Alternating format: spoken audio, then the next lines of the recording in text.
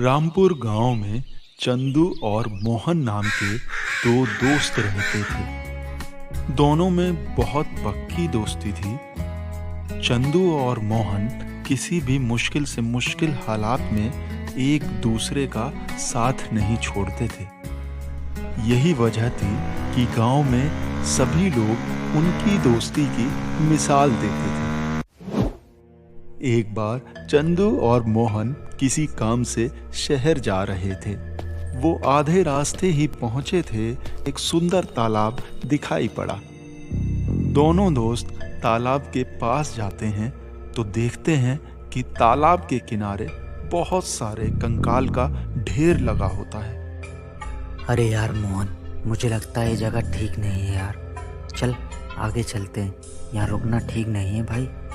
अरे कैसी बात करता है यार, मैंने तो आज तक इतना सुंदर तालाब नहीं देखा चंदू।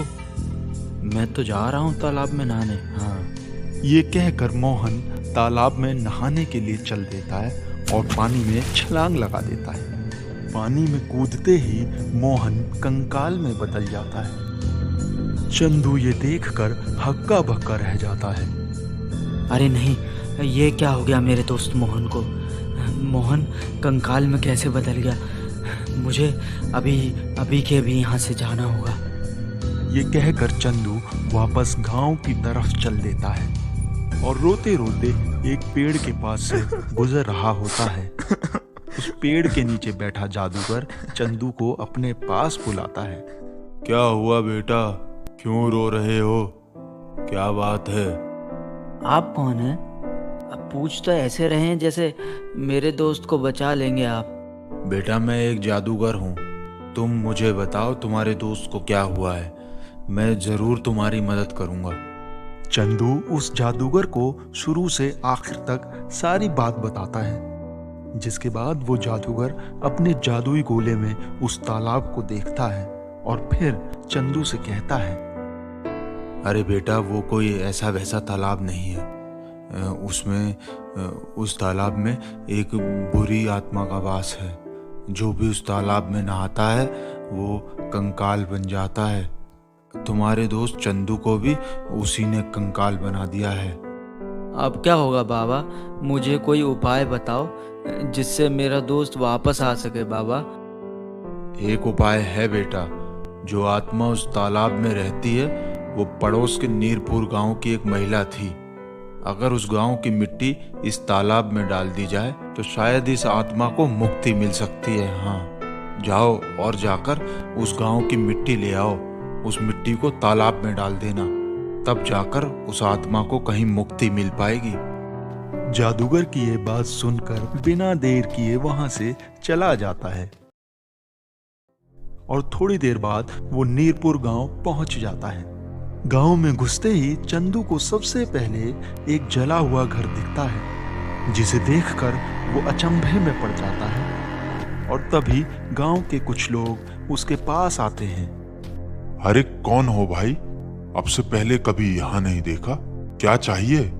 जी मेरा नाम चंदू है और मैं इस गांव की मिट्टी लेने आया हूँ। मिट्टी? पर मिट्टी क्यों?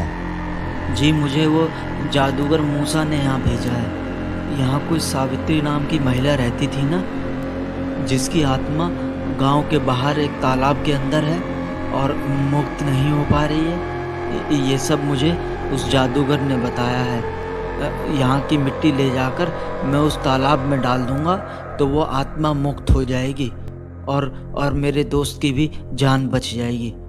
चंदू के ये कहते ही गांव वाले सारी बात समझ जाते हैं और उसे गांव में कुछ समय पहले घटी एक घटना के बारे में बताते हैं।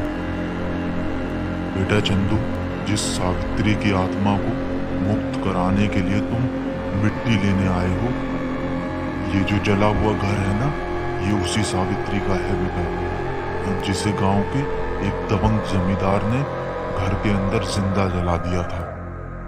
अब हमारे गांव के लोग उस तालाब के पास नहीं जाते। हम भी चाहते हैं कि उसकी आत्मा को मुक्ति मिले बेटा। ये बात कहकर गांव वाले चंदू को एक खेत में ले जाते हैं और वहां की मिट्टी तालाब में डालने के लिए उसे ले जाने देते हैं। मिट्टी लेने के बाद चंदू गांव वालों का शुक्रिया कर वहां से चला जाता है और तालाब के पास पहुंचकर चंदू उस मिट्टी को तालाब के पानी में डाल देता है। ऐसा करते ही उसमें रंग बिरंगी मछलियां आ जाती हैं। तभी तालाब में से एक सुंदर महिला बाहर निकल कर आती है और मोहन से कहती है, बहुत बहुत धन्यवाद चंदू, तुमने मुझे मुक्ति दिला दी। मेरी आत्मा कब से मुक्ति के लिए तड़प रही थी। अब इस तालाब को आज के बाद अपने स्वच्छ जल और सुंदर मछलियों के लिए जाना जाएगा। सावित्री नाम की वो महिला हमेशा हमेशा के लिए मुक्त हो जाती है और तालाब के किनारे पड़े सारे कंकाल इंसानों में बदल जाते हैं। और इन्हीं में से एक चंदू का दोस्त मोहन है। मोहन को वापस देखकर चंदू बहुत खुश होता है। चंदू, मोहन और बाकी के लोग अपने गांव वापस चले जाते हैं और गांव में पहुंचकर चंदू गांव वालों को सारी बात बताता है, जिसे सुनकर हर कोई दंग रह जाता है और चंदू की इस सूझबूझ के लिए उसका सभी धन्यवाद करते हैं। तो प्यारे दोस्तों, कैसी लगी आपको हमारी ये कहानी, हमें कमेंट करके ज़रूर बताएं। हमारी इस कहानी को लाइक करें, शेयर करें और हमारे इस चैनल शाइनी टून्स को सब्सक्राइब करना बिल्कुल ना भूलें।